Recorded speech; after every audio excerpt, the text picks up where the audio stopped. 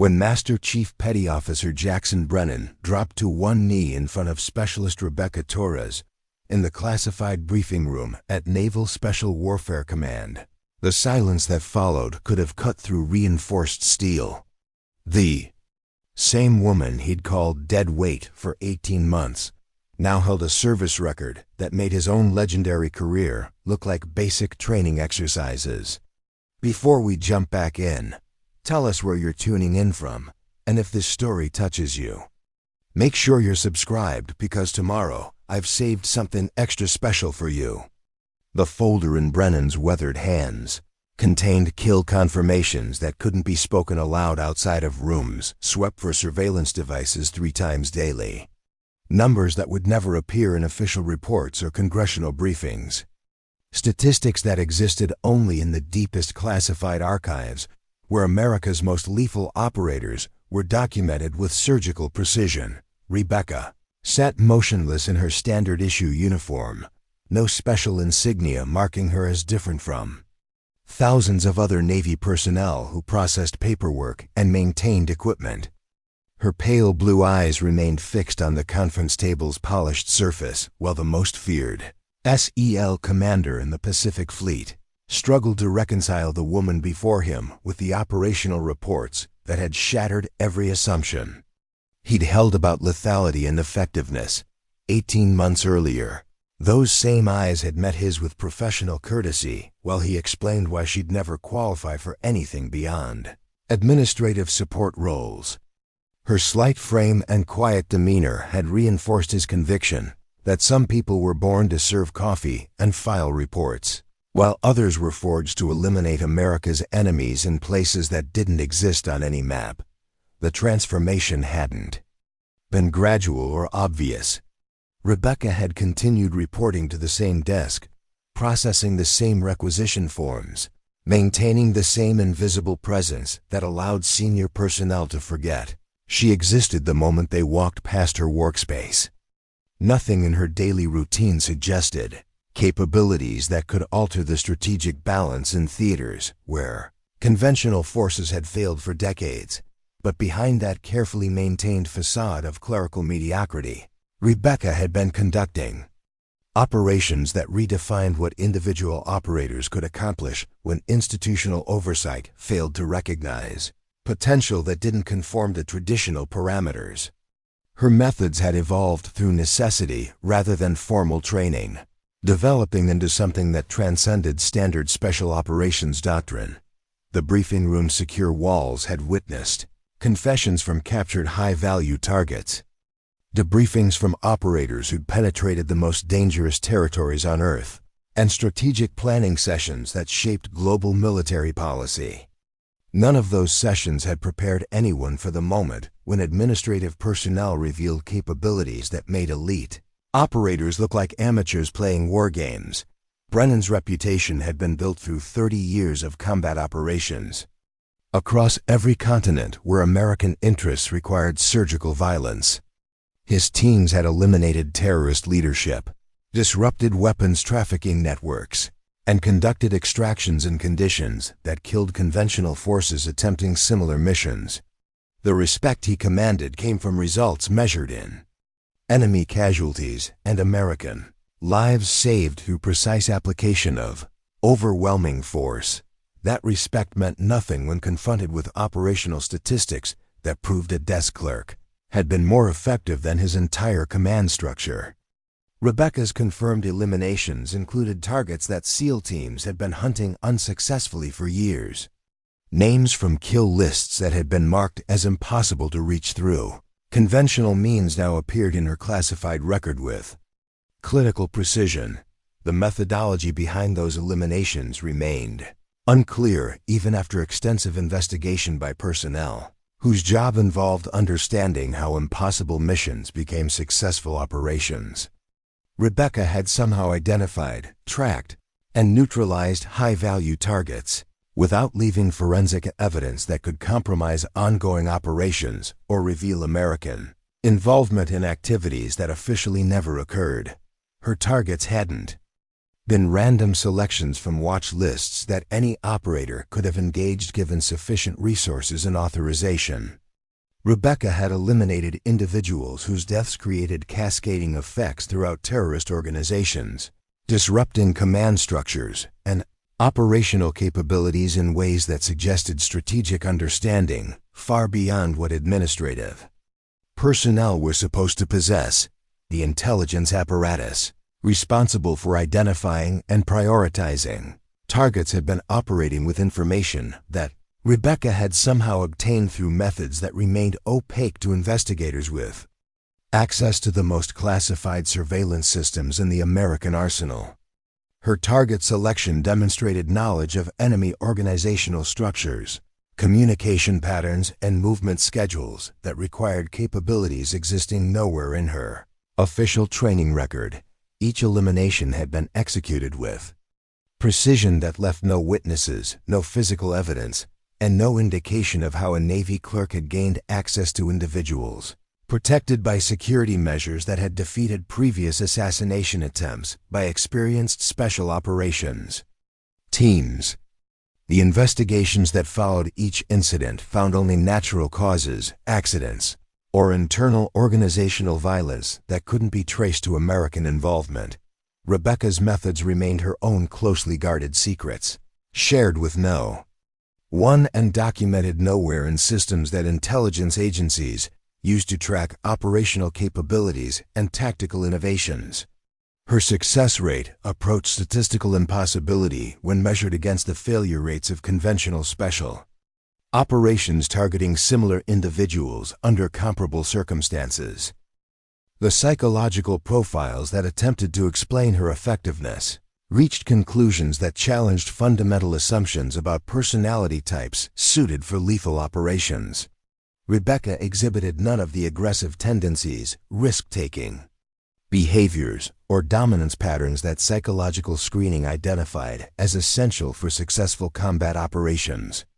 Her evaluations consistently placed her in categories associated with administrative support rather than direct action capabilities, yet her operational results suggested someone who understood violence at levels that transcended formal training or institutional preparation. The precision of her eliminations indicated study of human anatomy, surveillance techniques, and infiltration methods that weren't taught in any curriculum designed for personnel assigned to administrative roles. Her knowledge appeared to have been acquired through private study and practical application rather than formal instruction. The security clearance investigations that followed her revelation found no connections to foreign intelligence services, no evidence of unauthorized training, and no indication of how she developed capabilities that exceeded those of operators who devoted their entire careers to perfecting similar skills. Rebecca appeared to have simply possessed natural aptitudes that had gone unrecognized through standard evaluation procedures. Her performance evaluations from the previous 18 months painted a picture of competent but unremarkable administrative support, someone who completed assigned tasks with adequate efficiency but showed no initiative or potential for advancement beyond basic clerical responsibilities. Supervisors had noted her reliability and attention to detail, while expressing doubt about her suitability for positions requiring independent judgment or leadership capabilities. Those same supervisors now faced the reality that their most undervalued employee had been conducting operations that justified congressional oversight and presidential briefings. Rebecca's activities had influenced strategic outcomes in theaters where billions of dollars in military resources had failed to achieve comparable results through conventional means. The operational timeline revealed that her eliminations had coincided with significant disruptions in terrorist financing, communication networks, and recruitment capabilities across multiple geographic regions. Intelligence analysts studying the correlation patterns concluded that her targets had been selected with understanding of organizational vulnerabilities that required access to information existing only in the most classified intelligence databases. Rebecca's Access to those databases should have been impossible given her security clearance level and assigned responsibilities. The investigation into her information sources revealed security procedures that should have prevented unauthorized access, while finding no evidence that such access had actually occurred. Her target selection appeared to have been based on intelligence that she couldn't have obtained through any legitimate channels available to someone in her position. The paradox deepened when investigators discovered that Rebecca's eliminations had been more strategically effective than operations planned. By analysts with access to complete intelligence pictures and unlimited resources for target development, her individual actions had achieved results that entire task forces had failed to accomplish. Despite comprehensive planning and substantial operational support, Brennan studied Rebecca's emotionless expression while processing implications that threatened everything he understood about operational effectiveness and personnel evaluation. The woman sitting across from him had quietly dismantled terrorist organizations that his teams had been fighting for years, using methods that remained completely unknown to the intelligence apparatus responsible for understanding how such operations succeeded or failed. The folder's contents represented vindication of capabilities that had been systematically ignored by evaluation processes designed to identify potential among personnel who fit predetermined profiles for success in special operations. Rebecca had succeeded precisely because she didn't conform to expectations about what effective operators looked like or how they behaved in institutional settings. Her success challenged the fundamental assumptions underlying special operations, recruitment, training, and deployment. If someone with no formal combat training could achieve results that exceeded those of the most elite units in the American military, then the entire apparatus for developing and utilizing special operations capabilities required comprehensive reevaluation.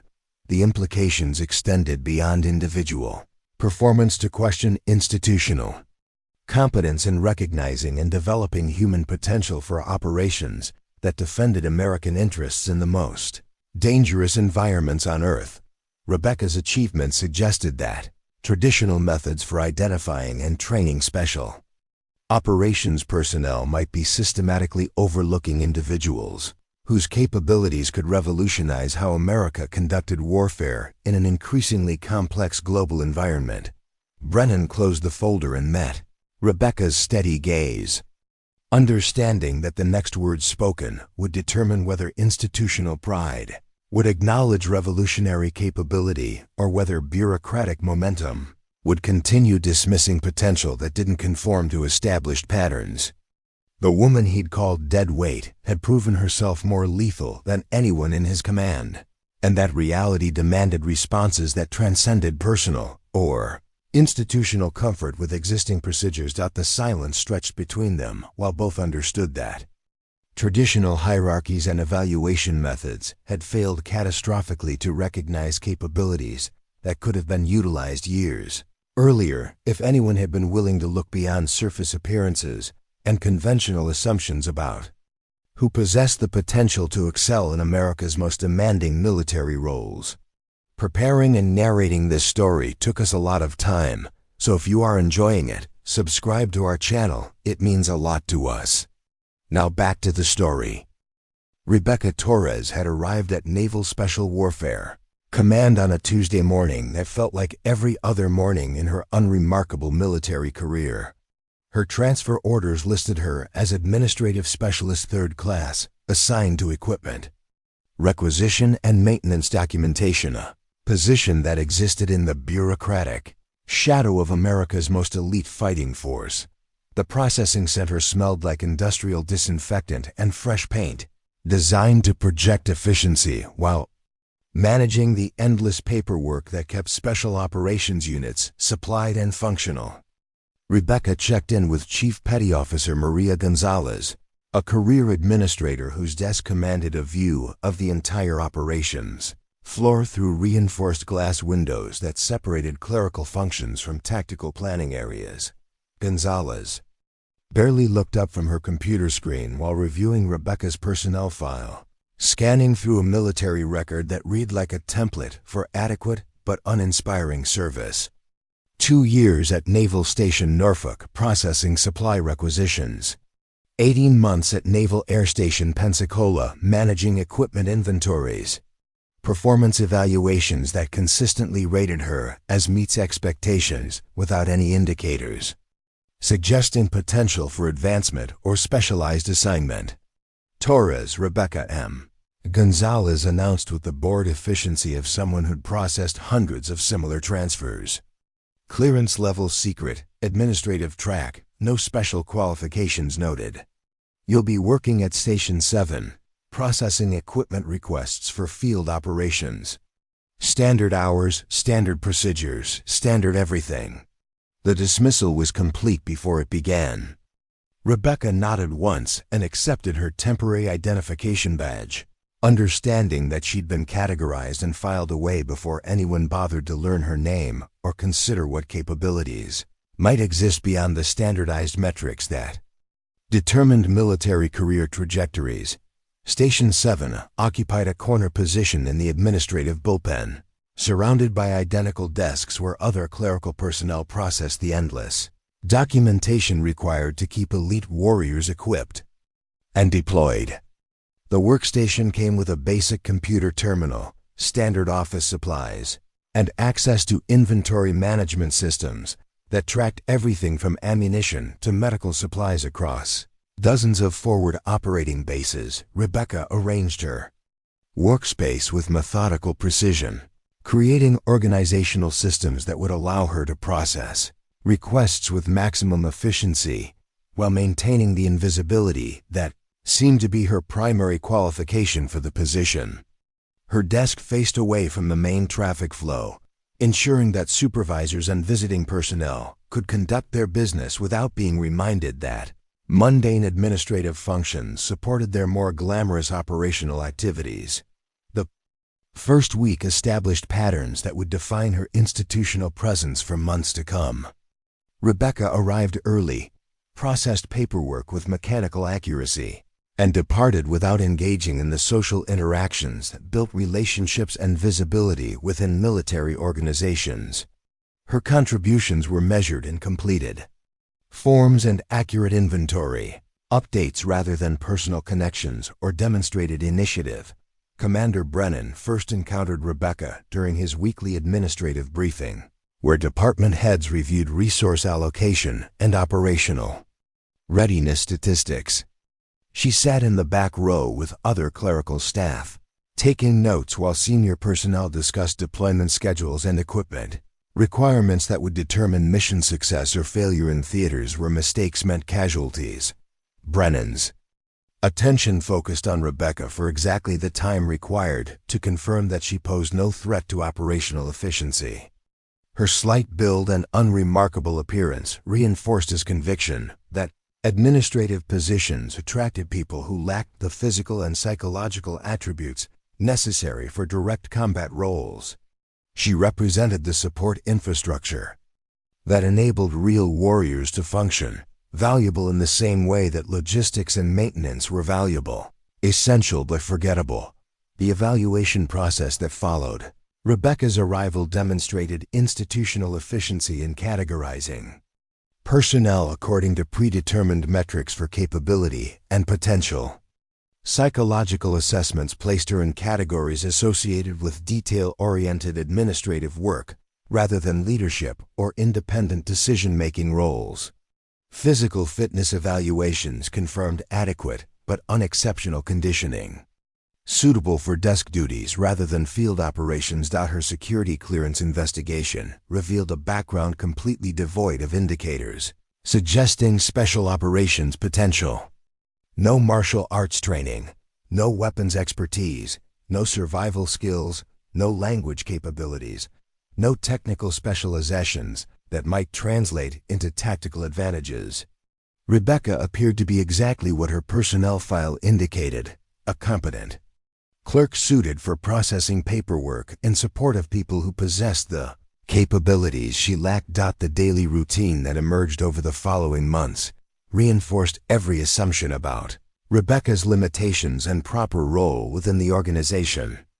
She processed equipment requests with adequate efficiency, maintained inventory records with acceptable accuracy, and responded to inquiries with professional courtesy that never suggested opinions about operational priorities or tactical decisions. Senior personnel learned to look through Rebecca rather than at her, their attention naturally flowing toward individuals who projected confidence, competence, and potential for advancement. She became part of the institutional furniture, present but unnoticed, contributing to organizational function without drawing attention to herself or her activities. Lieutenant Commander Sarah Walsh supervised the administrative division with professional competence that emphasized efficiency over innovation.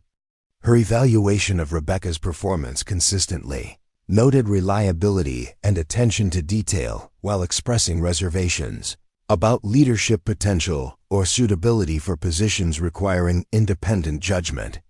Torres processes requests accurately and maintains good attendance, Walsh wrote in Rebecca's 6-month review. She follows procedures without deviation and completes assigned tasks within acceptable timeframes. However, she shows limited initiative and appears uncomfortable with responsibilities that require interpersonal interaction or creative problem-solving. Recommend continued assignment to structured administrative roles. The assessment captured institutional consensus about Rebecca's capabilities and appropriate utilization. She represented human resources allocated to necessary but unremarkable functions that supported the real mission of developing and deploying America's most elite fighting forces. Her value lay in freeing more capable personnel from administrative burdens that would otherwise divert their attention from operational priorities. Brennan's personal interaction with Rebecca remained limited to brief encounters. During administrative briefings where her presence registered as background noise rather than meaningful input. When he noticed her at all, which was rare, she reinforced his understanding of the clear distinctions between personnel suited for combat roles and those destined for support functions. During one particular briefing session, Rebecca had attempted to ask a question about equipment specifications that seemed to exceed her need to know regarding operational details. Brennan had cut her off with polite but firm redirection back to administrative concerns, making clear that tactical considerations were beyond her clearance level and professional competence. Specialist Torres, he'd said with the patient tone, reserved for personnel who needed gentle correction. Your responsibilities involve processing requests, not evaluating their tactical applications. Leave operational planning to people trained for those decisions. The exchange lasted 30 seconds and was forgotten by everyone except Rebecca, who absorbed the lesson about institutional boundaries and the importance of maintaining her assigned role without appearing to exceed her authorized scope of knowledge or influence. Rebecca's social isolation within the command structure was as complete as her professional marginalization. She ate lunch alone, reading technical manuals that seemed related to her administrative duties. She participated in mandatory social events with the minimum engagement required to avoid negative attention. Her off-duty activities remained unknown to colleagues who never thought to ask about her interest or background beyond what appeared in official personnel files. The fitness center interactions that revealed so much about military culture and hierarchy rarely included Rebecca. She maintained adequate physical conditioning through solitary workouts during off-peak hours, avoiding the competitive displays and informal networking that occurred when operational personnel gathered to maintain their edge.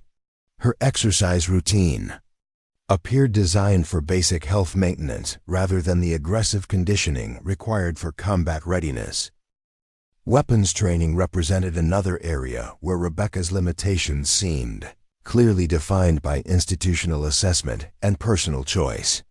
She qualified annually with standard issue sidearms, achieving scores that met minimum requirements.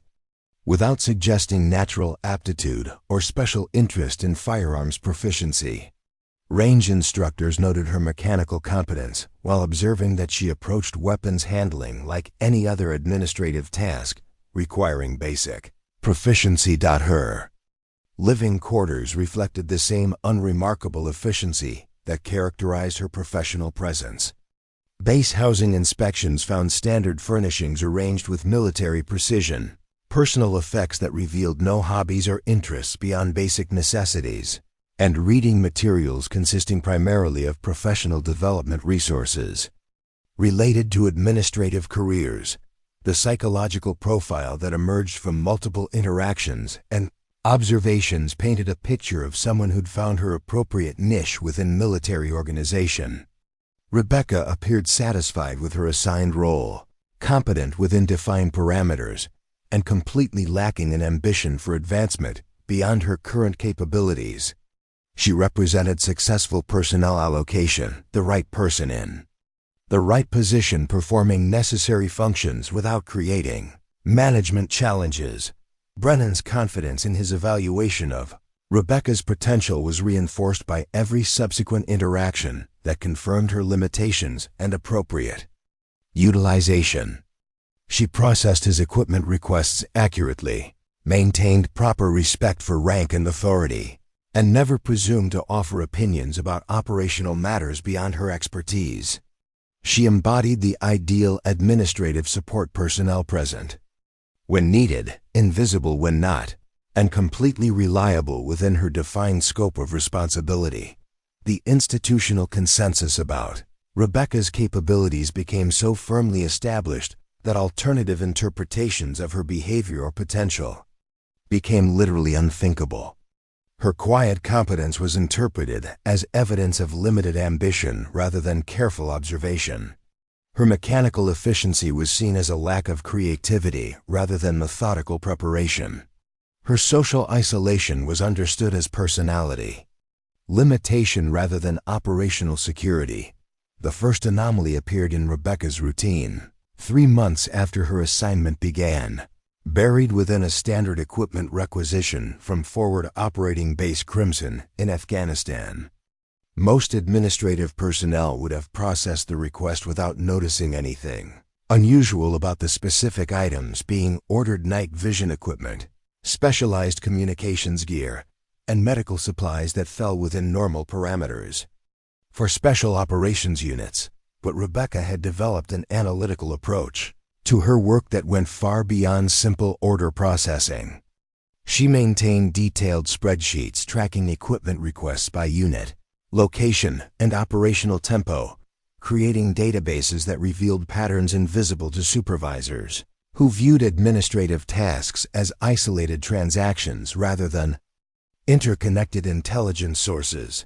The Crimson requisition included requests for specialized trauma kits designed for treating specific types of wounds, blast injuries, penetrating trauma, and chemical exposure protocols that suggested anticipated combat conditions differing significantly from the general threat assessments circulating through official channels.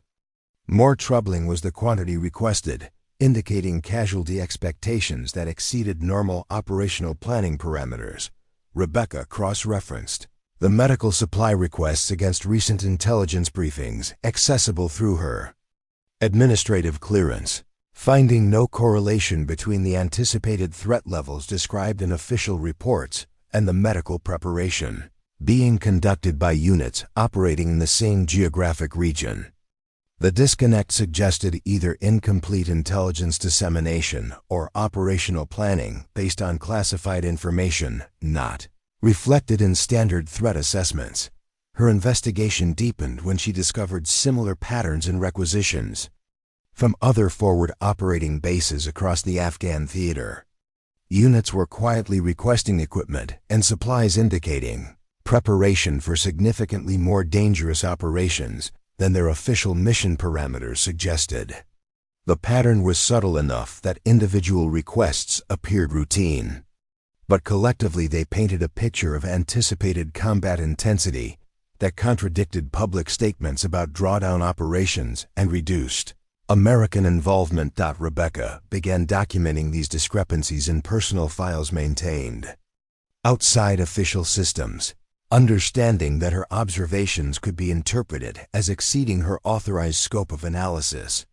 She created detailed correlation matrices showing relationships between equipment requests, geographic locations, and temporal patterns that revealed operational planning, extending far beyond the limited missions being acknowledged through public channels. The breakthrough came when Rebecca identified connections between equipment, requisitions, and personnel movements that suggested coordinated operations involving multiple units across different theaters simultaneously. Standard administrative oversight treated each request as an isolated event, but Rebecca's systematic analysis revealed that supposedly independent operations were actually components of larger strategic initiatives. Her database included tracking of personnel assignments, equipment distributions, and communication patterns that collectively indicated American Special Operations Forces were conducting significantly more extensive activities than official reports acknowledged. The scale suggested involvement in operations that would require congressional oversight and public notification if conducted through acknowledged channels. Rebecca's first attempt to raise concerns followed proper administrative protocols, requesting a meeting with Lieutenant Commander Walsh to discuss discrepancies in equipment allocation patterns that might indicate security vulnerabilities or operational inefficiencies. Walsh's office reflected her position in the institutional hierarchy, functional but unremarkable space designed for processing routine administrative matters rather than strategic analysis. I've noticed some unusual patterns in our equipment requisitions, Rebecca began carefully, presenting printed summaries of her analysis while avoiding language that might suggest she was conducting intelligence work beyond her clearance level. There seems to be a disconnect between reported operational tempo and the supplies being requested by forward units. Walsh reviewed Rebecca's documentation with the skeptical attention of someone accustomed to administrative personnel, who occasionally became overly invested in their work. The analysis was comprehensive and well organized, but it represented exactly the kind of analytical overreach that supervisors were trained to discourage among clerical staff. Torres, this is interesting work, Walsh said with the patronizing tone reserved for subordinates who needed gentle redirection back to their proper roles. But equipment allocation follows classification protocols that limit what information is shared at different clearance levels. You're seeing patterns that might not actually exist because you don't have access to the complete operational picture. The dismissal was polite but absolute.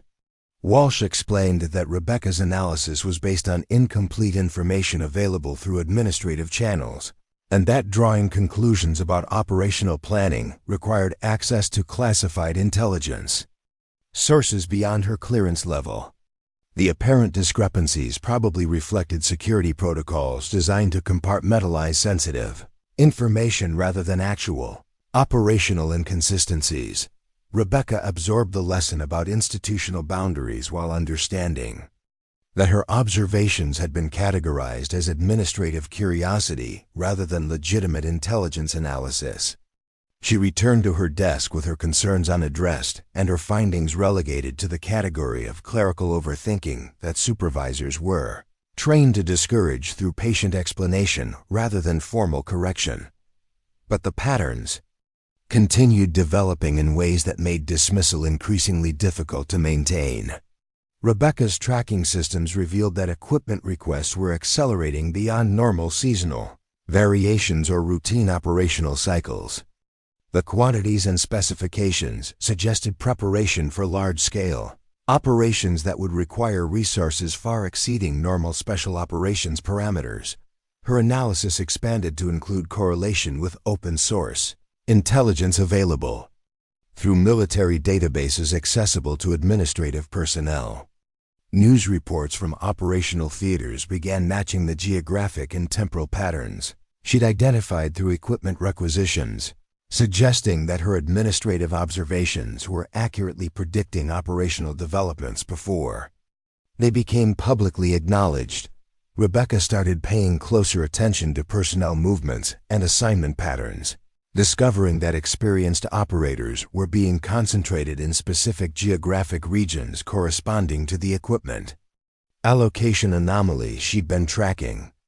The personnel assignments weren't random rotations or routine deployments, but systematic positioning of specialized capabilities in locations where her analysis suggested major operations were being planned.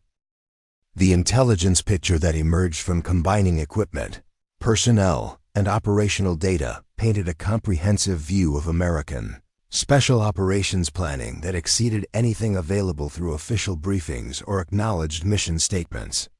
Rebecca realized she had inadvertently developed intelligence capabilities that provided strategic insight into classified operations through analysis of administrative data that wasn't supposed to contain such information. Her second attempt to raise concerns involved requesting a meeting with the intelligence liaison officer responsible for coordinating between administrative functions and operational planning. Major Daniel Rodriguez occupied an office in the classified section of the command structure, surrounded by security protocols that emphasized the sensitive nature of his responsibilities. Rodriguez listened to Rebecca's presentation with professional attention, though his questions focused more on how she developed her analytical capabilities than on the validity of her conclusions. The scope of her database and the sophistication of her correlation methods suggested analytical training that wasn't reflected in her personnel file or assigned responsibilities. "Where did you learn to conduct this type of pattern analysis?" Rodriguez asked after reviewing her documentation. "This methodology is typically taught in intelligence training programs, not administrative courses." Rebecca explained that she developed her analytical approach through personal study and practical application, motivated by desire to understand how her administrative work connected to larger operational objectives. She emphasized that her observations were based entirely on information available through legitimate administrative channels, without any attempt to access classified intelligence beyond her clearance level. Rodriguez's evaluation concluded that Rebecca's analysis was methodologically sound but operationally irrelevant because it was based on incomplete information available through unclassified administrative systems.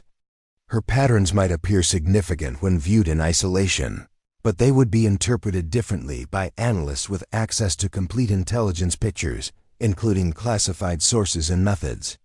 The problem with administrative analysis, Rodriguez explained with professional courtesy, is that it creates the illusion of understanding operational planning without access to the classified context that explains apparent anomalies. What looks like coordination to you might be completely unrelated activities that happen to occur in similar timeframes.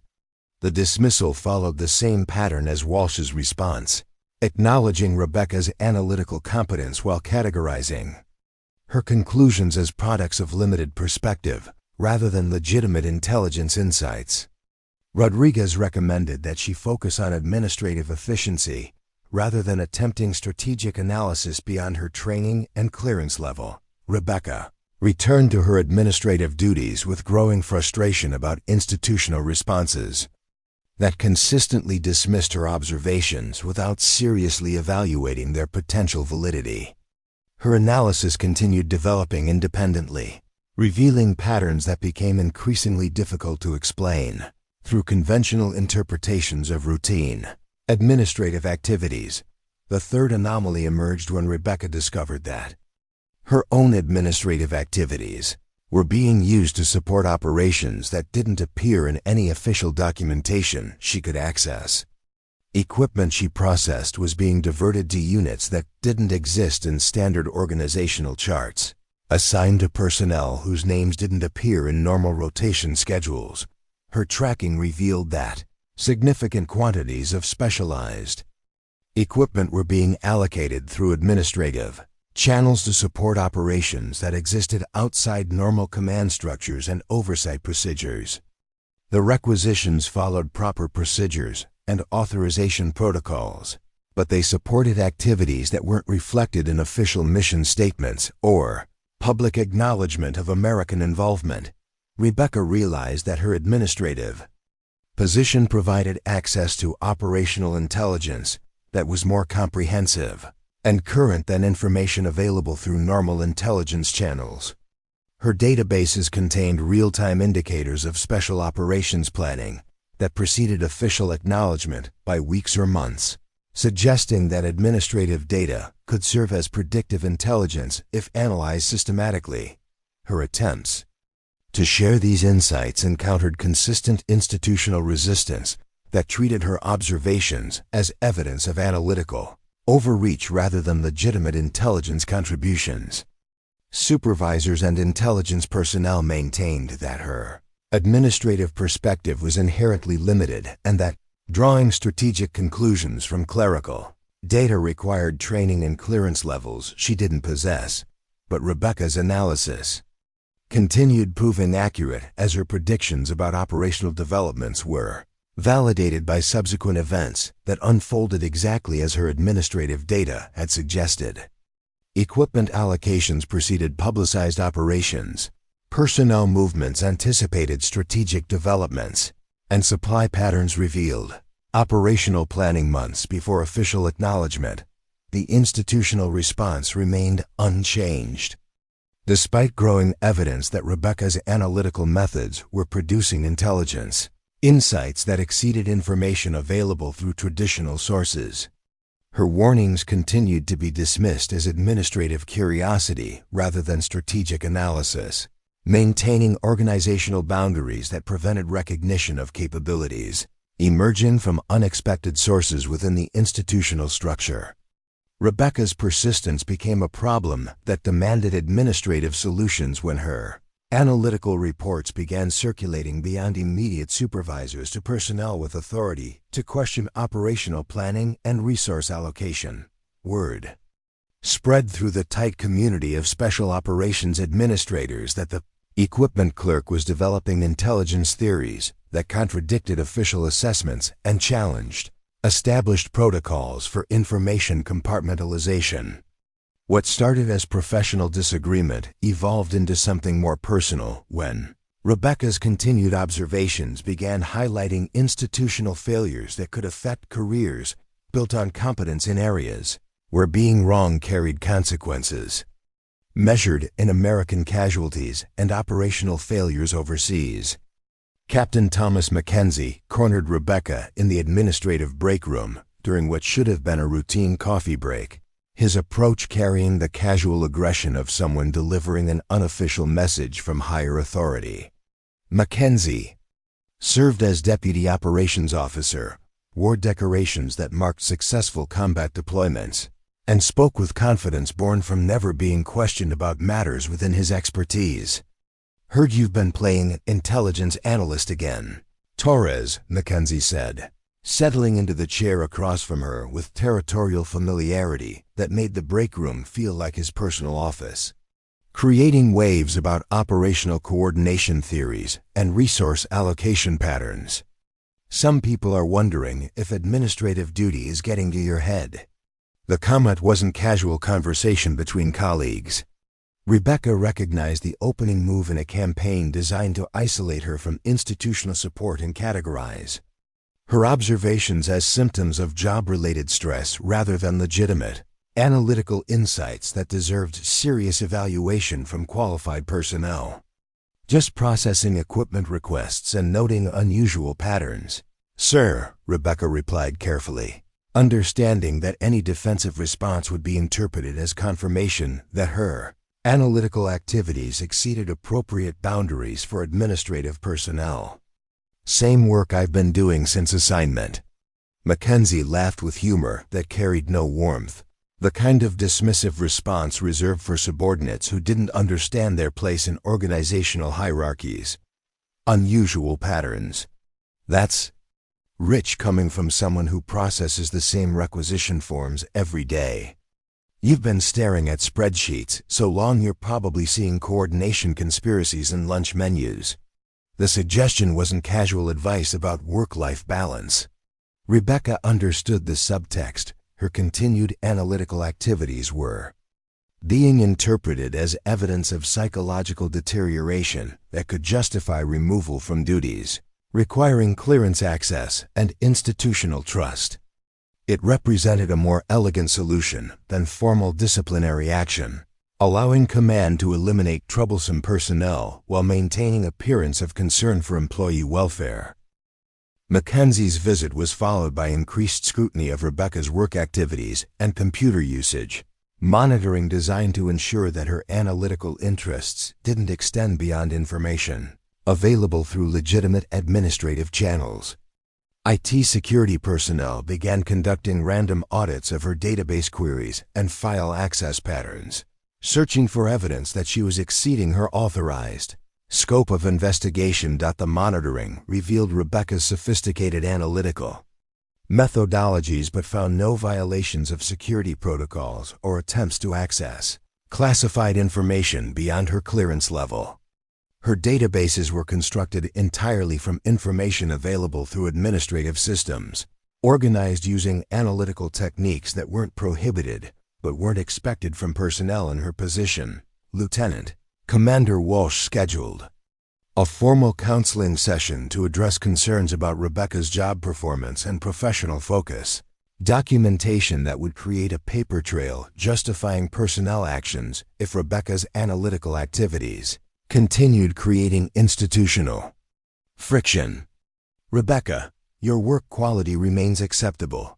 Walsh began with careful attention to language that would support administrative actions while avoiding accusations that could trigger formal grievance procedures. However, several supervisors have expressed concerns about your focus extending beyond assigned responsibilities into areas that might indicate job dissatisfaction or unclear understanding of role boundaries.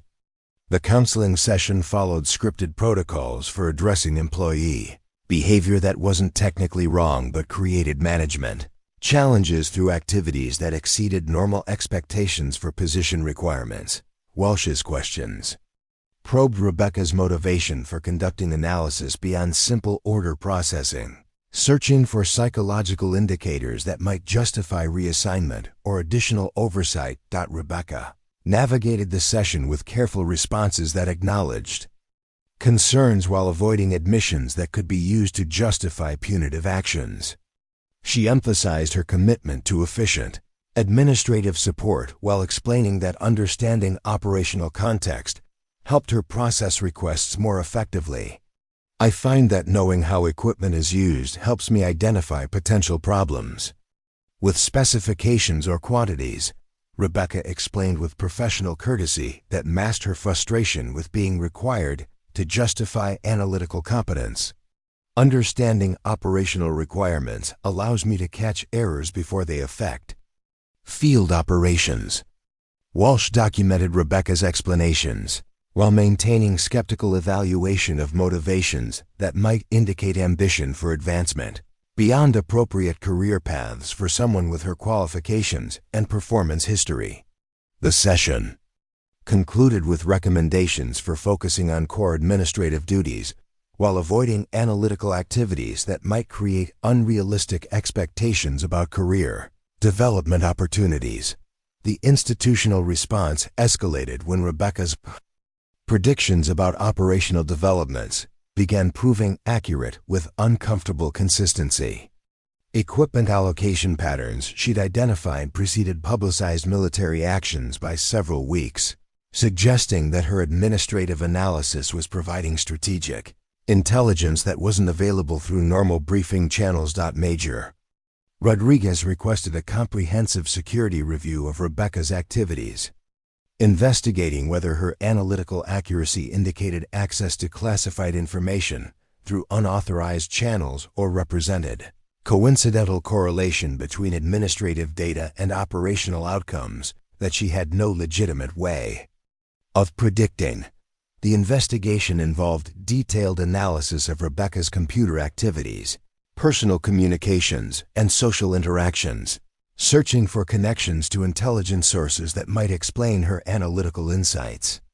Security personnel interviewed colleagues about Rebecca's behavior and questions, probing for evidence of unauthorized information, gathering or suspicious contacts with personnel having access to operational planning.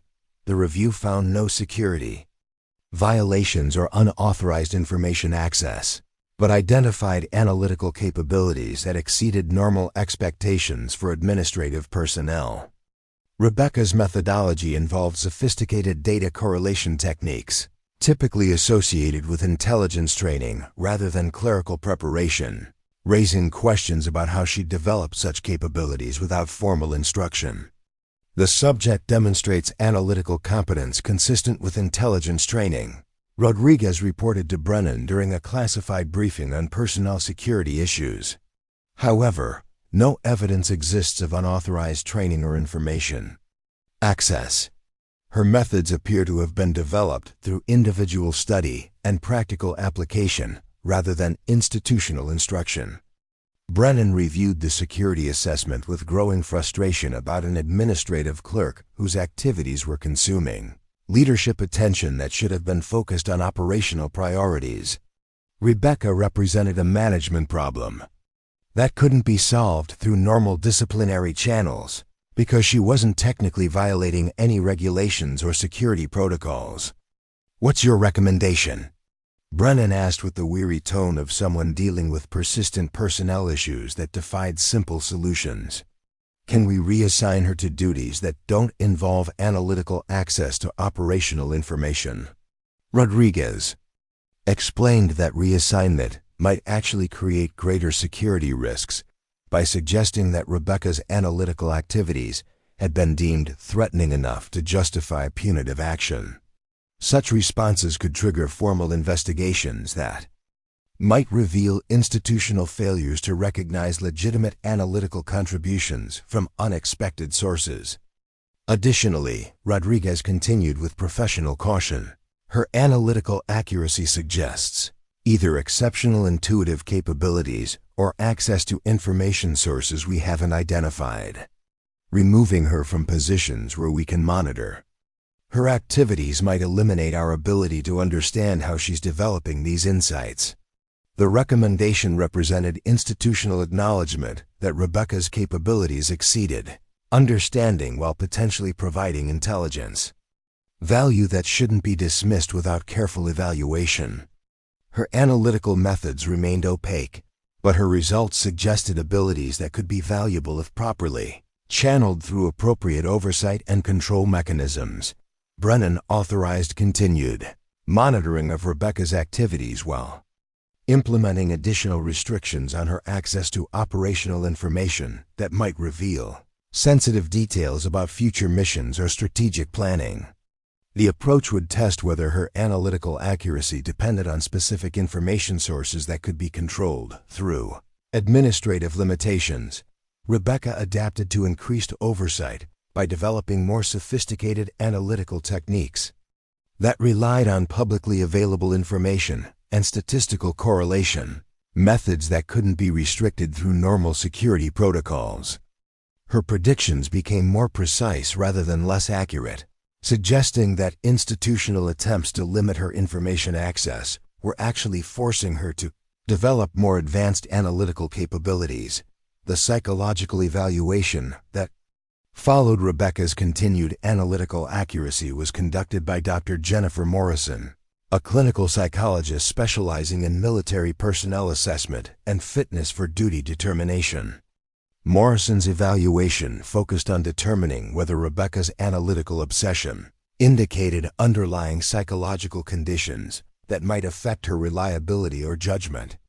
Her behavior patterns are consistent with high-functioning analytical personality types, Morrison reported after comprehensive psychological assessment, including interviews, standardized testing, and behavioral observation.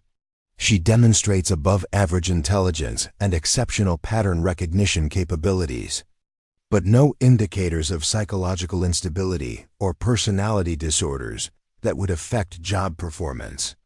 The evaluation concluded that Rebecca's analytical activities represented intellectual engagement rather than psychological dysfunction, professional development rather than job dissatisfaction, and legitimate capability rather than delusional. Thinking about her importance or qualifications, Morrison's findings complicated institutional responses because they eliminated psychological justification for removing Rebecca from duties, requiring analytical access to operational information. Her behavior was determined to be professionally appropriate rather than symptomatic of problems requiring intervention or reassignment. The institutional consensus that emerged from multiple evaluations acknowledged Rebecca's analytical competence, while maintaining that her conclusions were based on incomplete information and limited perspective that prevented accurate assessment of operational planning and strategic decision-making processes. She's competent within her scope, the Walsh summarized during a leadership meeting addressing Rebecca's continued analytical activities. But she doesn't have access to the classified context that would allow her to understand why her apparent patterns don't represent actual operational coordination.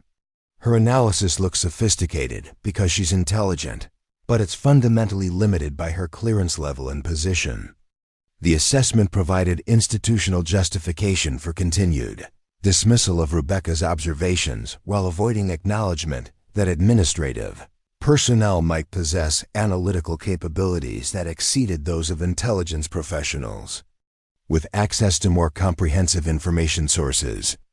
It preserved organizational hierarchies and competence assumptions, while explaining away analytical accuracy through statistical coincidence rather than legitimate insight. The crisis began at 0347 hours on a Thursday morning when encrypted communications systems at Naval Special Warfare Command erupted with emergency transmissions from multiple theaters simultaneously. Rebecca was conducting her usual early morning analysis of overnight equipment requests when the first fragmentary reports began filtering through administrative channels, painting a picture of coordinated disaster that validated every pattern she'd been documenting for months. Team Bravo 7 had gone silent during what should have been a routine extraction operation in Syria. Their last transmission reported unexpected enemy resistance and sophisticated ambush tactics that suggested advanced knowledge of American operational planning and timing.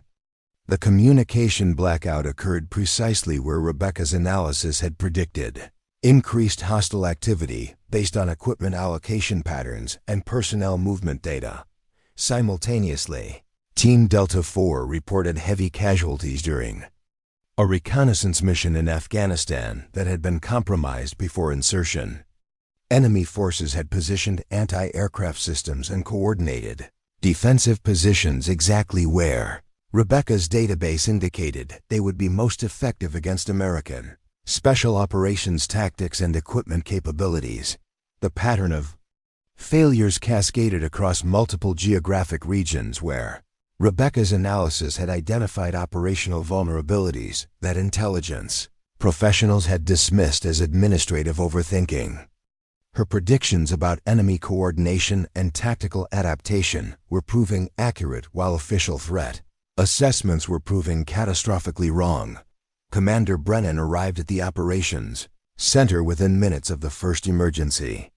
Reports his usual confidence replaced by grim determination as he processed the scope of simultaneous failures affecting his most elite units. The tactical display showed red icons marking compromised operations across a dozen countries where American Special Operations Forces were encountering resistance that exceeded all previous intelligence estimates. Status report, Brennan demanded. From the watch officer, Major Kevin Thompson, whose overnight shift had become a crisis management nightmare, involving multiple casualty reports and mission failures that couldn't be explained through normal operational variables. Thompson consulted his summary of incoming reports with barely controlled stress evident in his voice. Sir, we have 7 teams reporting contact with enemy forces, demonstrating unprecedented coordination and tactical sophistication. Casualties are mounting across all theaters, and extraction capabilities are being systematically targeted by Enemy assets positioned with apparent advanced knowledge of our operational procedures. The briefing revealed that enemy forces weren't simply responding to American operations, they were anticipating them with precision that suggested comprehensive intelligence about special operations planning, timing, and tactical methodology. The coordination extended beyond anything previous intelligence assessments had considered possible from conventional terrorist organizations or state-sponsored irregular forces. Rebecca listened to the crisis communications from her administrative workstation, recognizing the validation of analytical patterns she'd been documenting while official channels dismissed her observations as clerical overthinking. The operational failures were occurring exactly where her database had predicted. Maximum vulnerability based on equipment allocation, personnel positioning, and communication patterns that revealed operational planning to anyone systematic enough to analyze administrative data. Her computer terminal displayed correlation matrices showing direct relationships between current crisis locations and the analytical red flags she'd been reporting through proper channels for months without institutional acknowledgement. The patterns were so precise that her administrative analysis had essentially provided strategic intelligence about American vulnerabilities, while intelligence professionals maintained that such analysis was impossible from her position and clearance level. Lieutenant Colonel James Harrison burst into the operations center carrying classified intelligence reports that contradicted everything the command structure had been assuming about enemy capabilities and coordination potential. Harrison served as liaison with national intelligence agencies, possessed access to the most sensitive threat assessments, and appeared genuinely shocked by intelligence that overturned fundamental assumptions about operational security. "Commander, we have a problem," Harrison announced with urgency that cut through normal military courtesy and protocol hierarchy. "Intelligence agencies are reporting systematic compromises of special operations security that suggest enemy access to our operational planning at levels we considered impossible." The intelligence briefing that followed revealed that hostile forces had somehow obtained advanced knowledge of American special operations timing, routes, equipment, and tactical procedures across multiple theaters simultaneously. The level of compromise suggested either catastrophic security failures or analytical capabilities on the enemy side that exceeded American intelligence estimates by orders of magnitude. Brennan studied the intelligence summaries while processing implications that threatened everything he understood about operational security and enemy capabilities.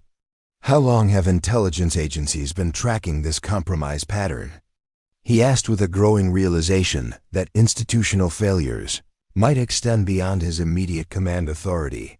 Harrison's response confirmed Brennan's worst fears about systemic intelligence breakdown. "Sir, the pattern analysis suggesting coordinated enemy intelligence gathering has been developing for approximately 6 months. However, initial assessments concluded that apparent coordination was statistical coincidence rather than actual enemy capability." The time frame corresponded exactly with Rebecca's analytical activities and her repeated attempts to warn about patterns that intelligence professionals had dismissed as administrative misunderstanding of operational complexity.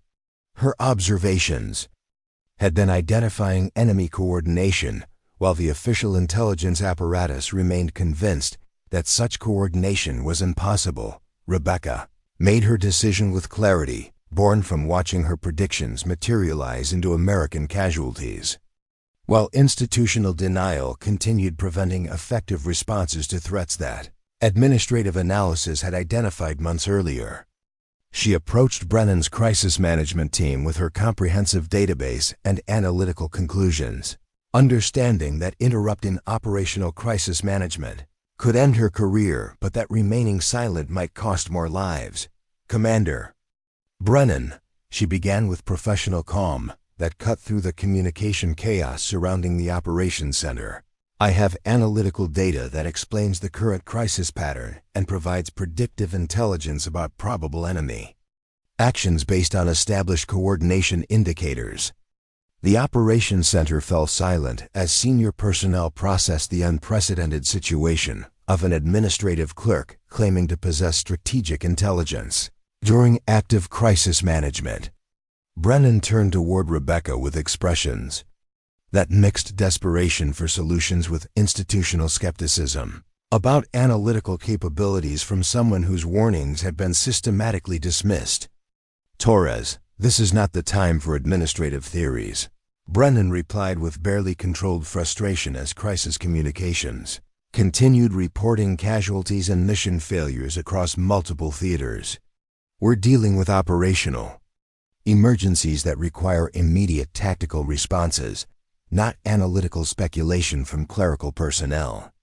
Rebecca maintained professional composure despite the dismissal, understanding that institutional hierarchy was reasserting itself even as evidence mounted that her analytical capabilities exceeded those of intelligence professionals who'd been wrong about every aspect of the current crisis. "Sir, my analysis predicted these exact failures at these exact locations based on patterns visible through administrative data," she continued with determination that surprised everyone present, including herself. "The enemy coordination you're experiencing was identifiable through equipment allocation and personnel movement analysis that I documented and reported through proper channels over the past 6 months." The claim was so audacious that it momentarily stopped crisis management activities as senior personnel struggled to process the possibility that administrative analysis had provided strategic intelligence that professional intelligence agencies had missed completely. Major Rodriguez emerged from the classified communication center carrying intercepts that provided partial confirmation of Rebecca's claims about enemy analytical capabilities and coordination methods. "Commander, signals intelligence is showing enemy communications that reference specific American operational procedures and timing that shouldn't be available to hostile forces through conventional intelligence gathering." The intercepts revealed that enemy forces were discussing American tactical methodologies with precision that suggested systematic study of special operations procedures, equipment capabilities, and coordination protocols.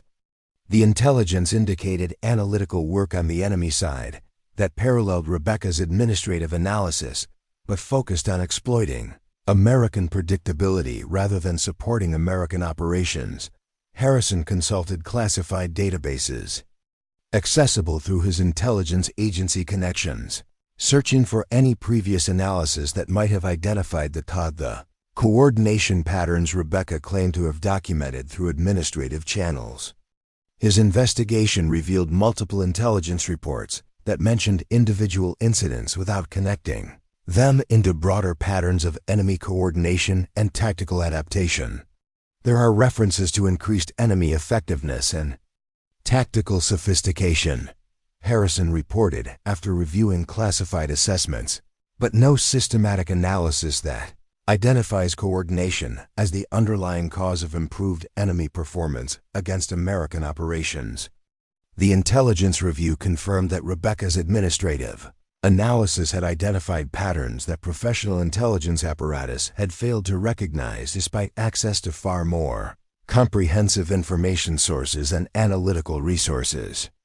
Her clerical perspective had somehow provided strategic insight that exceeded institutional intelligence capabilities. Brennan faced the reality that his command's crisis was continuing to develop exactly as an administrative clerk had predicted. While his intelligence professionals had provided assessments that proved completely wrong about every significant aspect of enemy capabilities and intentions. "Show me your analysis," Brennan ordered with resignation born from understanding that conventional solutions were failing while unconventional sources might provide insights necessary for preventing additional casualties and mission failures. Rebecca presented her comprehensive database showing correlation patterns between equipment requests, personnel movements, communication activities, and operational outcomes that painted a detailed picture of American vulnerabilities that enemy forces had been systematically exploiting. Her analysis revealed how administrative data contained strategic intelligence about operational planning that could be used to predict and counter American special operations activities. The briefing demonstrated analytical sophistication that exceeded anything available through official intelligence channels, providing explanatory frameworks for crisis developments that had caught professional intelligence agencies completely unprepared. Rebecca's methodology had essentially reverse-engineered American operational planning through systematic analysis of support activities that revealed tactical patterns to anyone methodical enough to study them. This analysis suggests that our operational security has been compromised not through traditional intelligence penetration, but through systematic study of our logistical and administrative patterns, Rebecca explained while displaying correlation matrices that showed direct relationships between administrative activities and operational vulnerabilities. The revelation meant that enemy forces had developed analytical capabilities that allowed them to predict American operations through observation of support activities that weren't considered sensitive enough to require security protection. Rebecca had accidentally discovered the same analytical techniques while enemy forces had been deliberately exploiting them to anticipate and counter American tactical advantages. Brennan realized that his institutional dismissal of Rebecca's analytical capabilities had eliminated the one source of intelligence that could have prevented the current crisis by identifying vulnerabilities that professional intelligence agencies had failed to recognize through conventional assessment methods. Rebecca's transformation from dismissed clerk to operational asset began the moment Brennan authorized her access to classified communication systems and real-time intelligence feeds that revealed the full scope of the crisis threatening American special operations across multiple theaters. Her administrative workstation was hastily reconfigured with secure terminals and encrypted communication capabilities that would allow her to coordinate directly with teams under fire in hostile territory. The first priority involved Team Bravo 7, whose silence had extended beyond acceptable communication windows and suggested either capture or elimination in Syrian territory, where extraction would require penetrating enemy defenses that had proven capable of anticipating American tactical responses. Rebecca's analysis indicated that the team's mission had been compromised through predictable operational patterns that enemy forces had learned to exploit through systematic observation. Bravo 7's insertion route followed standard protocols for terrain navigation and threat avoidance. Rebecca explained while displaying tactical maps, overlaid with her analytical predictions about enemy positioning and response capabilities. However, those protocols have become predictable enough that hostile forces can position assets to intercept teams using established American tactical methodologies. Her solution involved developing alternative extraction routes that exploited enemy assumptions about American operational preferences while avoiding the tactical patterns that had made special operations teams vulnerable to coordinated ambush tactics. The methodology required abandoning standard procedures in favor of approaches that enemy forces wouldn't anticipate based on their study of American tactical doctrine. Rebecca accessed classified databases containing detailed intelligence about enemy force positioning, communication intercepts, and tactical capabilities that painted a comprehensive picture of hostile coordination methods. Her administrative experience with pattern recognition translated directly into ability to identify gaps in enemy defensive positioning that could be exploited through unconventional approach vectors. Enemy forces have positioned themselves to counter American tactics they've observed and analyzed. She continued while developing tactical alternatives that violated standard operating procedures. But their defensive planning assumes we'll continue using the same methodologies they've been studying. Alternative approaches can exploit their preparation against conventional tactics. The extraction plan that emerged from Rebecca's analysis involved insertion routes that Special Operations Doctrine would normally classify as unacceptably dangerous. using terrain features and timing patterns that exceeded normal risk tolerance for special operations planning. However, the conventional approaches had already proven compromised, making unconventional methods the only viable option for reaching Bravo 7 before their situation became irretrievable. Brennan studied Rebecca's tactical recommendations. With growing appreciation for analytical capabilities that exceeded those of trained special operations planners who'd been developing extraction scenarios based on doctrinal approaches that enemy forces had learned to counter effectively. Your route analysis suggests approaches that our tactical planning staff rejected as too dangerous, Brennan observed while reviewing insertion corridors that threaded between enemy defensive positions in ways that required precision navigation and timing that pushed special operations capabilities to their limits. Rebecca's response demonstrated understanding of tactical risk assessment that shouldn't have been possible from someone with her training background and clearance history. Sir, CONVENTIONAL approaches have proven compromised through enemy analytical work that makes standard tactics predictably vulnerable. Higher tactical risk becomes acceptable when conventional risk assessment has been invalidated by enemy preparation. The logic was unassailable even if the source was unprecedented. Rebecca had essentially concluded that enemy intelligence work had made American tactical doctrine counterproductive, requiring abandonment of established procedures in favor of approaches that enemy forces hadn't anticipated because they violated special operations planning assumptions. Lieutenant Commander David Park arrived at the operations center, carrying authorization for unconventional tactical approaches that reflected a desperate willingness to attempt solutions that normal procedures wouldn't permit. Park served as direct liaison with Joint Special Operations Command, possessed authority to authorize missions that exceeded standard risk parameters, and had been briefed on Rebecca's analytical accuracy during the developing crisis. Commander Brennan, you're authorized to implement alternative tactical approaches for current extraction requirements, Park announced while reviewing Rebecca's tactical analysis with professional attention that acknowledged her analytical contributions, despite her unprecedented position in special operations planning. The authorization represented institutional acknowledgement that conventional methods had failed while unconventional analysis might provide solutions that could prevent complete mission failure and potential capture of American special operations personnel in hostile territory. Rebecca coordinated directly with extraction teams through encrypted communication systems, providing real-time analytical updates about enemy positioning and movement patterns that allowed tactical adjustments based on developing intelligence, rather than static planning assumptions that enemy forces had learned to exploit. Her communication with Team Alpha 6, assigned to extract Bravo 7, involved detailed terrain analysis and enemy pattern prediction that enabled route modifications during mission execution.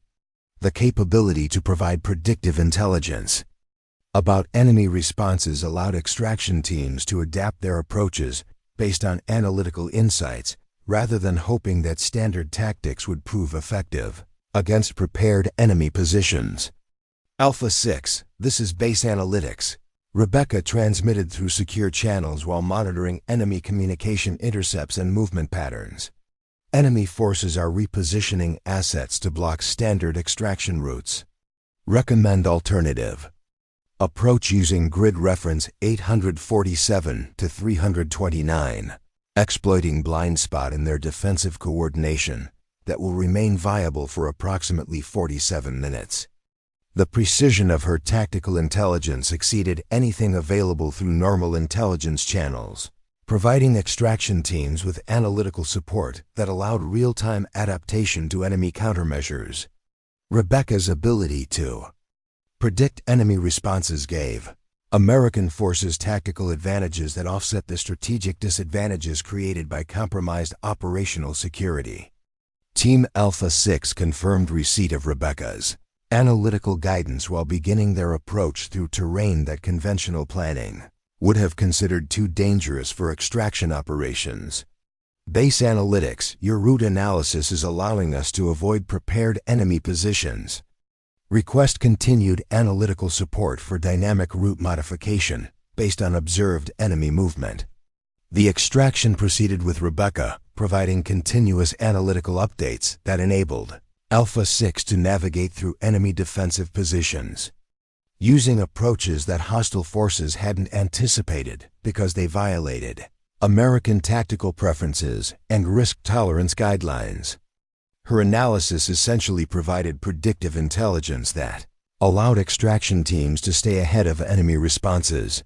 Simultaneously, Rebecca was coordinating analytical support for Team Delta 4, whose casualty situation required medical evacuation through hostile territory where enemy forces had demonstrated sophisticated understanding of American tactical responses and medical support procedures.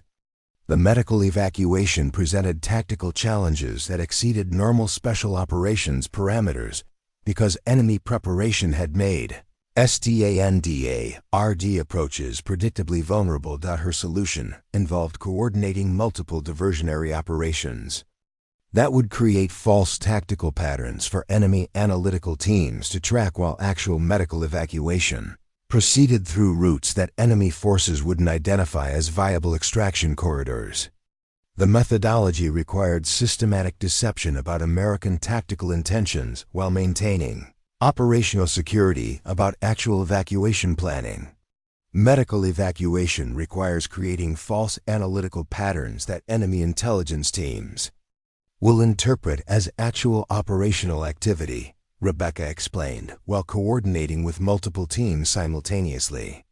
Diversionary operations must appear tactically logical to enemy analysts, while actual evacuation uses approaches that enemy pattern recognition wouldn't identify as probable American tactics. The complexity of coordinating simultaneous deception operations while maintaining analytical support for actual tactical activities exceeded normal intelligence coordination capabilities, requiring Rebecca to manage multiple analytical frameworks while providing real-time tactical guidance to teams operating in hostile territory. Major Thompson monitored Rebecca's coordination activities with growing appreciation for capabilities that had been completely unrecognized during her 18 months of administrative assignment.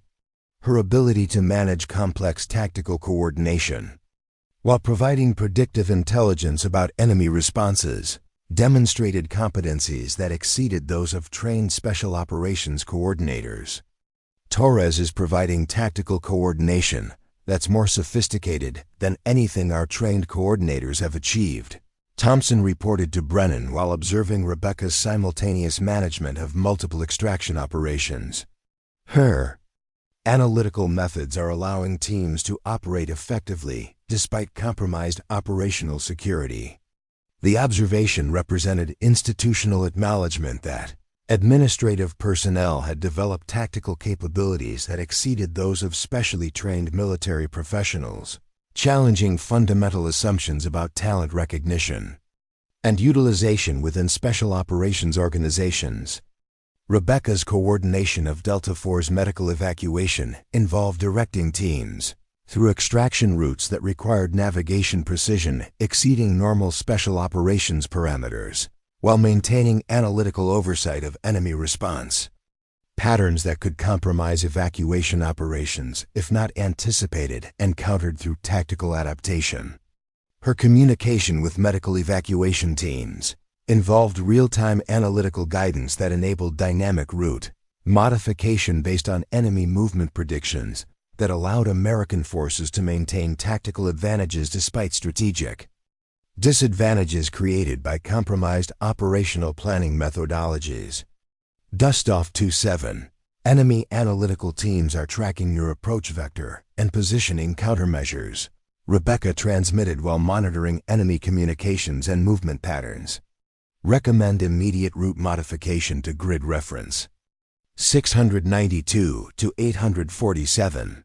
Exploiting a temporary gap in enemy coordination that will provide a 12-minute window for extraction completion. The medical evacuation succeeded through Rebecca's ability to predict enemy tactical responses while providing extraction teams, with analytical intelligence that enabled successful navigation through hostile territory where conventional approaches had proven ineffective due to enemy preparation and coordination capabilities. Team Bravo 7's extraction reached a critical phase when Alpha 6 penetrated the enemy defensive perimeter and established contact with personnel who had been maintaining concealment for 36 hours while enemy forces conducted systematic search operations designed to locate and eliminate American Special Operations teams. Rebecca's analytical support during the final extraction phase involved coordinating route clearance through enemy positions while providing predictive intelligence about hostile response timing that enabled extraction teams to complete their mission before enemy forces could coordinate effective countermeasures. Alpha 6, you have approximately 14 minutes before enemy forces complete repositioning to block all extraction routes, Rebecca announced while monitoring enemy communication patterns and movement analytics. Recommend immediate extraction. Using route Tango 77, maintaining tactical speed consistent with enemy analytical expectations about American movement patterns. The successful extraction of Bravo 7 represented validation of analytical methodologies that exceeded conventional intelligence capabilities while demonstrating that unconventional tactical approaches could overcome enemy advantages gained through systematic study of American operational procedures and tactical preferences. Simultaneously, Rebecca maintained analytical oversight of counter-operations designed to disrupt enemy intelligence gathering and coordination capabilities that had enabled the systematic compromise of American Special Operations security. Her analysis had identified enemy analytical centers and communication networks that could be targeted to prevent future coordination of attacks against American forces. Counter-operations teams, enemy analytical capabilities are concentrated at grid references 445 to 892 and 773 to 334. Rebecca coordinated through secure channels while managing multiple tactical operations. Disrupting these facilities will eliminate the enemy ability to predict American tactical responses and coordinate defensive countermeasures. The counter-operation succeeded in neutralizing enemy analytical capabilities, while Rebecca's coordination enabled American forces to regain tactical advantages that had been lost through systematic compromise of operational security and predictable tactical methodologies. The silence that followed Rebecca's successful coordination of multiple extraction operations was profound and uncomfortable, filled with the weight of institutional assumptions that had been shattered by someone everyone had dismissed as administrative dead weight. Commander Brennan stood in the operations center surrounded by tactical displays, showing successful mission completions that shouldn't have been possible given the scope of enemy preparation and coordination capabilities. Team Bravo 7 had been extracted without casualties despite 36 hours in hostile territory, where enemy forces had positioned systematic ambush capabilities. Team Delta 4's wounded personnel were receiving medical treatment at secure facilities after evacuation through routes that conventional tactical planning would have rejected as impossibly dangerous. Counter-operations had neutralized enemy analytical capabilities that had been compromising American Special Operations for months, all achieved through tactical coordination provided by someone whose personnel file indicated no relevant training, experience, or capability for the analytical and tactical competencies she had demonstrated during the crisis. Rebecca Torres had orchestrated special operations successes that exceeded anything achieved through conventional planning and coordination methodologies. The debriefing session that followed involved senior personnel whose careers had been built on understanding special operations capabilities and limitations, now confronting evidence that their institutional knowledge had been incomplete and their talent recognition fundamentally flawed. Rebecca sat across from Brennan with the same professional composure she had maintained throughout 18 months of systematic dismissal and institutional marginalization. Explain how you develop these capabilities. Brennan began with direct questions that avoided the diplomatic language typically used when senior personnel addressed subordinates whose competence had been systematically underestimated. Your tactical coordination exceeded anything we've seen from trained special operations coordinators, and your analytical methodology provided intelligence that professional agencies failed to develop. Rebecca's response avoided defensiveness, while providing straightforward explanation of capabilities that had developed through necessity rather than formal instruction.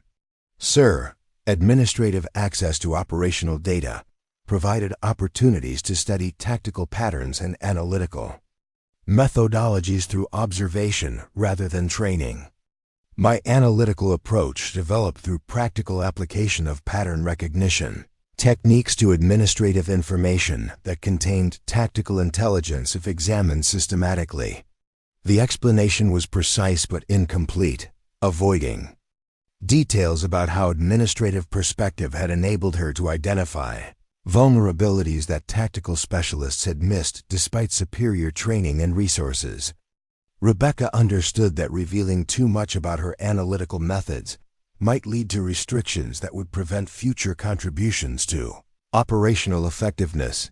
Lieutenant Commander Park had remained in the operations center to observe Rebecca's capabilities firsthand, carrying authority to make immediate decisions about personnel utilization and security clearance modifications that could formalize her transition from administrative support to tactical intelligence specialist. His evaluation would determine whether institutional recognition of her capabilities would lead to appropriate utilization or whether bureaucratic inertia would reassert control over personnel decisions. Torres demonstrated tactical coordination capabilities that exceed standard special operations training. Park reported to higher headquarters through secure communication channels. Her analytical methodology provided predictive intelligence about enemy responses that enabled successful operations under conditions where conventional approaches had failed completely. The assessment represented official acknowledgement that non-traditional talent recognition might be necessary for maintaining American tactical advantages in environments where enemy forces had developed sophisticated countermeasures to conventional special operations procedures. Rebecca's success challenged institutional assumptions about training requirements and capability development that guided personnel decisions throughout the special operations community. Major Rodriguez faced the uncomfortable reality that his security investigation of Rebecca had focused on potential threats, rather than recognizing capabilities that could enhance operational effectiveness. His psychological profile assessment had categorized her analytical interests as evidence of job dissatisfaction, rather than identifying genuine analytical talent that could contribute to tactical intelligence capabilities. My evaluation of Torres was based on standard psychological profiles for administrative personnel, Rodriguez admitted during his debrief with Brennan. The psychological indicators I interpreted as concerning actually represented analytical capabilities that exceeded normal expectations for her position. Her behavior was consistent with someone developing expertise rather than someone experiencing job-related stress. The admission represented institutional acknowledgement that standard evaluation procedures might be systematically overlooking talent that could contribute to operational capabilities if recognized and properly utilized. Rodriguez's misinterpretation had been based on established protocols that weren't designed to identify exceptional capabilities among personnel assigned to routine administrative functions. Dr. Morrison's psychological evaluation required comprehensive revision based on Rebecca's demonstrated capabilities under operational stress conditions that revealed psychological resilience and analytical competence far exceeding her original assessment conclusions. The crisis had provided behavioral data that contradicted every assumption about Rebecca's psychological profile and capability limitations. Her performance under operational stress demonstrated psychological stability and analytical capability that my original evaluation failed to identify. Morrison reported while revising Rebecca's psychological profile to reflect capabilities that had been revealed through crisis conditions. Standard psychological assessment protocols aren't designed to identify exceptional analytical talent among personnel assigned to administrative roles.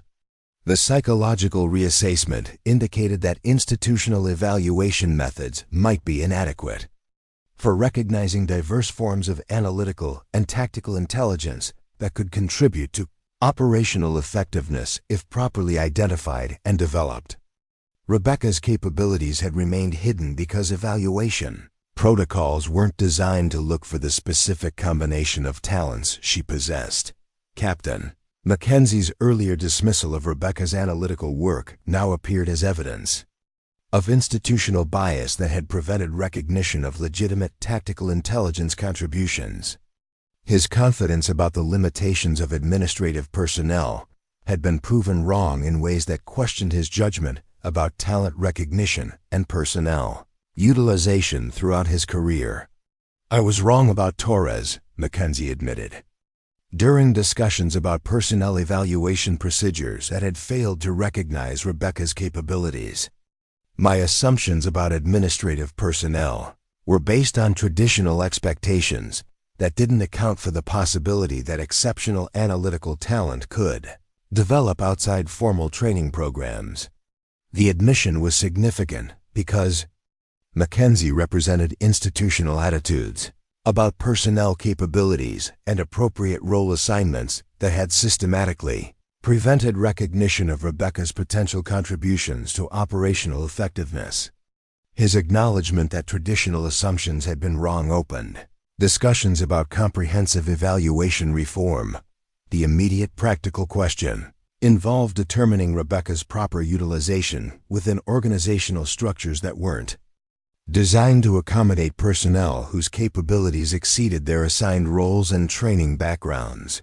Traditional personnel management procedures couldn't easily address someone who had demonstrated elite tactical coordination abilities, while officially remaining administrative support staff.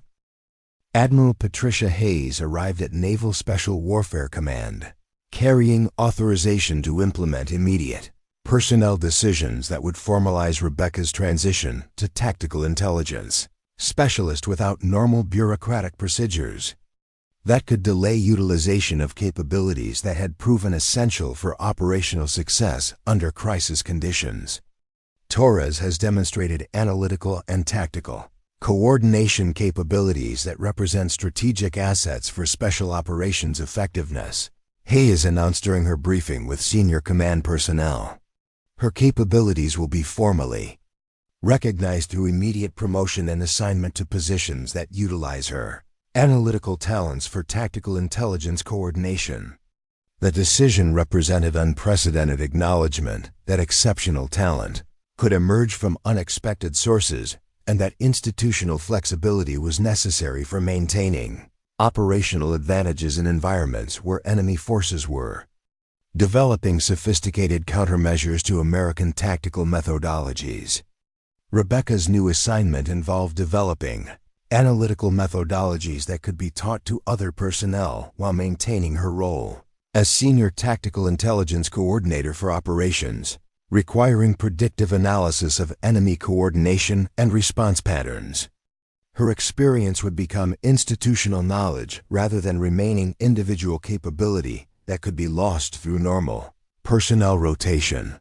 The training program that emerged from Rebecca's analytical methods involved teaching pattern recognition techniques to intelligence personnel who had previously relied on conventional analytical approaches that enemy forces had learned to exploit through systematic study of American tactical preferences and operational procedures.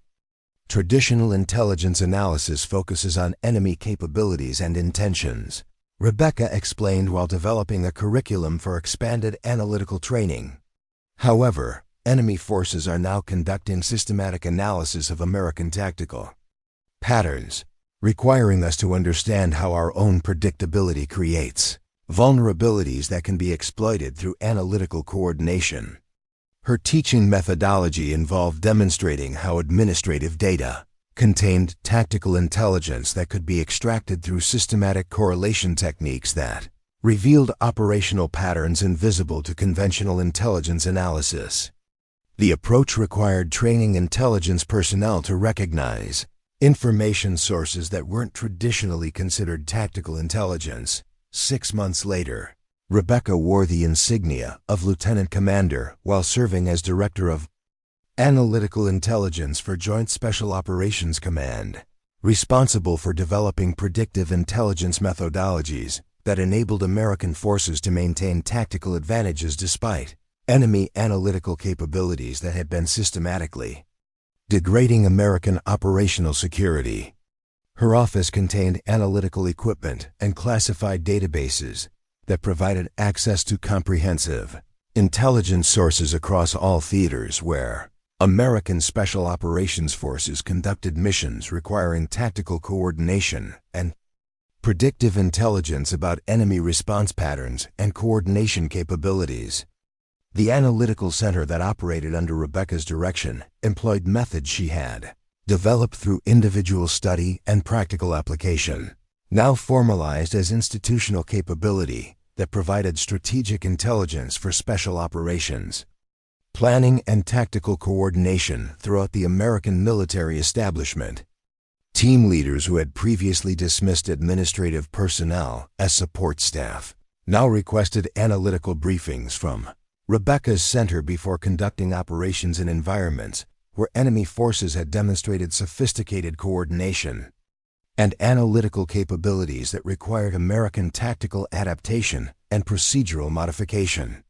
Lieutenant Commander Torres provides analytical intelligence that enables our teams to operate effectively against enemy forces that have been studying American tactical methods, reported Team Leader Chief Petty Officer Marcus Williams after successful completion of missions that utilized Rebecca's predictive analytical support. The operational results validated institutional investment in analytical capabilities that had emerged from unexpected sources while demonstrating that talent recognition and development required flexibility in evaluation procedures and career development pathways that accommodated diverse forms of exceptional capability. Rebecca's success story became an institutional case study for talent recognition and personnel development, illustrating how exceptional capabilities could remain hidden when evaluation procedures focused on traditional indicators rather than identifying diverse forms of analytical and tactical intelligence that could contribute to operational effectiveness. The lesson learned from Rebecca's transformation involved acknowledgement that institutional assumptions about capability development and appropriate personnel utilization might be systematically overlooking talent that could provide strategic advantages if recognized and properly developed through flexible career pathways and evaluation procedures. Commander Brennan's final evaluation of Rebecca's contributions acknowledged that his initial dismissal had represented institutional failure to recognize exceptional analytical talent that could have been utilized months earlier if evaluation procedures had been designed to identify diverse forms of capability development among personnel assigned to support functions. Torres represents proof that exceptional tactical and analytical capabilities can develop outside traditional training programs. Brennan wrote in his assessment of personnel development lessons learned through Rebecca's career transformation. Institutional success requires evaluation flexibility that recognizes talent from unexpected sources rather than limiting recognition to conventional capability indicators.